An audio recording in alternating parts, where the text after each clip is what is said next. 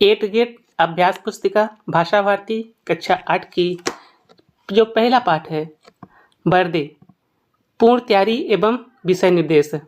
तो पूर्ण तैयारी एवं विषय निर्देश में हम बच्चों के राष्ट्रीय प्रेम भावना विषय पर चर्चा करें, ये सब आप निर्देश पढ़ लेंगे। उसके बाद आ जाते हैं क्वेश्चन नंबर पहला। क्वेश्चन नंबर पहला कहता है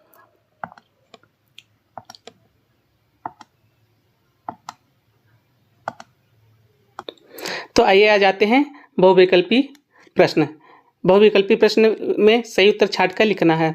तो प्रश्न नंबर 1 है, निम्नलिखित में से किस पंक्ति में अनुप्रास अलंकार है?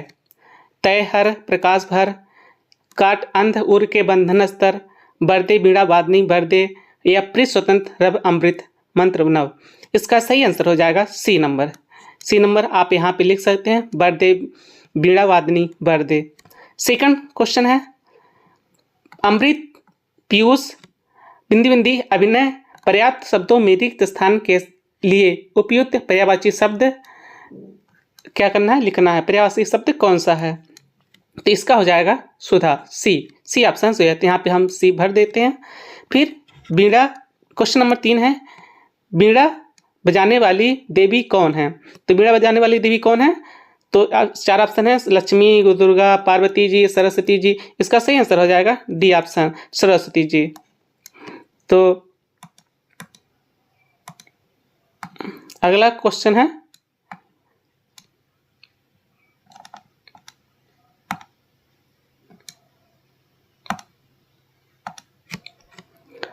कवि किसे जगमग करने को कह रहा है? कवि किसे जगमग करने को कह रहा है? ए ऑप्शन है, स्वयं को, संसार को, घर को, या विद्यालय को। तो उस कवि क्या कह रहा है? संसार को। सही आंसर हो जाएगा, संसार को जगमग करने के लिए कह रहा है कवि। क्वेश्चन नंबर 5 आ गया, कवि किसके बंधन काटने की बात कह रहा है? मतलब बंधन किसके काटने कह रहा है? हृदय के, पक्षियों के, बादल के, या बीड़ा के। तो सही आंसर हो जाएगा ए नंबर, हृदय के। तो ये थे क्वेश्चन। अब आ जाते बढ़ते हैं आगे।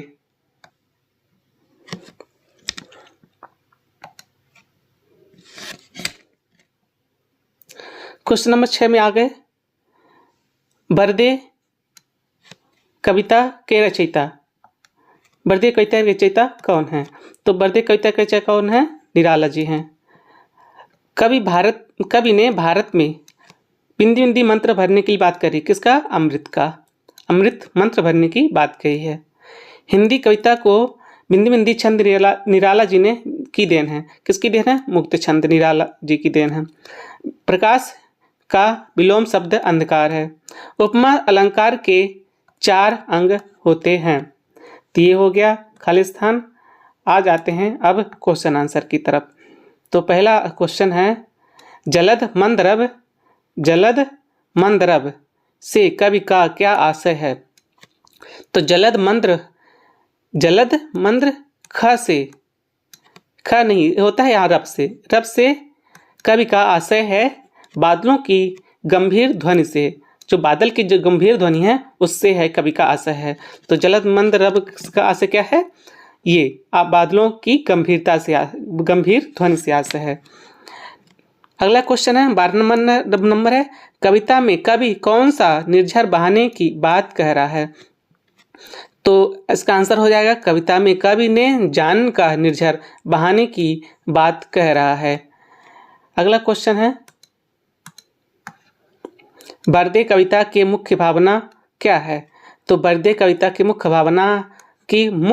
भावना का अंधकार के बंधनों को सबको आजाद करना है। और अगले इसके बाद अगला क्वेश्चन है 14 नंबर, इन शब्दों की वर्तनी शुद्ध करके लिखिए। मातृभूमि का हो जाएगा मातृभूमि, निर्झर का हो जाएगा निर्झर, प्रकाश हो जाएगा प्रकाश, अमृत का हो जाएगा अमृत। हो जाएगा क्वेश्चन। अब अगले क्वेश्चन क्यों बढ़ते हैं, आ जाते हैं 15 नंबर में। 15 नंबर में कहता है, निम्नलिखित पंक्तियों को भाव स्पष्ट कीजिए। नव विहंग वृंद को नव पर नव स्वर दे। इसका भी कह रहा है कि नए आकाश के नए पक्षियों के साथ या समूह को नए पंख और नए स्वर दीजिए। तो ये 15 को क्वेश्चन हो गया। अगले क्वेश्चन में बढ़ते हैं 16 नंबर।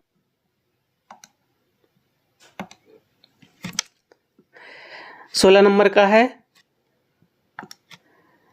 नवजात शिशु के कारण कमल के नवजात शिशु के चरण कमल के समान सुंदर है। वाक्य में उपमेय, उपमान, साधारण धर्म एवं वाचक शब्द छांट कर लिखना है। तो पहले का हो जाएगा उपमेय। उपमेय का हो जाएगा नवजात शिशु, उपमान हो जाएगा के चरण, साधारण धर्म हो जाएगा कमल और वाचक शब्द हो जाएगा सुंदर समान। अगला क्वेश्चन देखते हैं। आकाश के 3 पर्यायवाची शब्द लिखकर उसके क्या करना, वाक्यों में प्रयोग करना है। तो नभ वाक्य सुबह का नभ बेहद सुहावना और शांतिपूर्ण होता है। गगन वाक्य पक्षी गगन में ऊंची उड़ान भरते हैं। इसका हो जाएगा वाक्य आसमान। आसमान इसका वाक्य हो जाएगा रात में आसमान में तारे चमकते हैं और मन को सुकून मिलता है। इसका आंसर हो जाएगा। अगला क्वेश्चन है 18 नंबर में, कविता में अलंकार का प्रयोग क्यों किया जाता है। तो कविता में जो अलंकार का प्रयोग किया जाता है वो जिस प्रकार आभूषण से नारी की सुंदरता यानी नारी का सुंदरता बढ़ जाता है, अलंकार बढ़ जाता है, यहाँ पे अलंकार होगा, अलंकार बढ़ जाता है, उसी प्रकार अलंकार से कविता की शोभा बढ़ जाती है। इसलिए कविता में अलंकार का प्रयोग किया जाता है। 18 नंबर हो गया। अब हम अगले क्वेश्चन में जाते हैं। 19 नंबर में क्वेश्चन है, कब आप सरस्वती माँ से अपने राष्ट्र के लिए वरदान में क्या क्या मांगना चाहते हैं।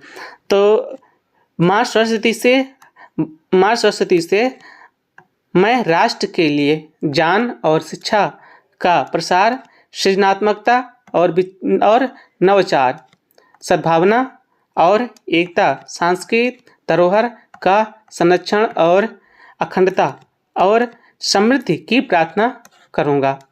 ये हो गया 19 नंबर क्वेश्चन। अगले क्वेश्चन को बढ़ते हैं 20 नंबर में। 20 नंबर का क्वेश्चन है, आप अपने विद्यालय में कौन कौन से नए परिवर्तन चाहेंगे और क्यों, विस्तार पूर्वक लिखिए। तो मैं अपने विद्यालय में ये चाहूँगा, पहला आधुनिक तकनीक का उपयोग हो, व्यवहारिक शिक्षा का प्रयोग हो, व्यक्तिगत विकास पर जोर हो, स्वास्थ्य और खेल की सुविधाएं हो, पर्यावरण संरक्षण। ये परिवर्तन छात्रों के समग्र विकास और भविष्य की तैयारी में सहायक होंगे। तो आप हमारे चैनल में आए हैं, विजिट किए हैं, आपका बहुत स्वागत है। और आप हमारे ये पार्ट 1 का हमने क्वेश्चन सॉल्व किया और पार्ट 2 के लिए आप हमारे प्लेलिस्ट चेक कर लीजिए और वहाँ से आपको सारे सब्जेक्ट के और सारे पार्ट के आंसर मिल जाएगा। तो इतना ही। जय हिंद।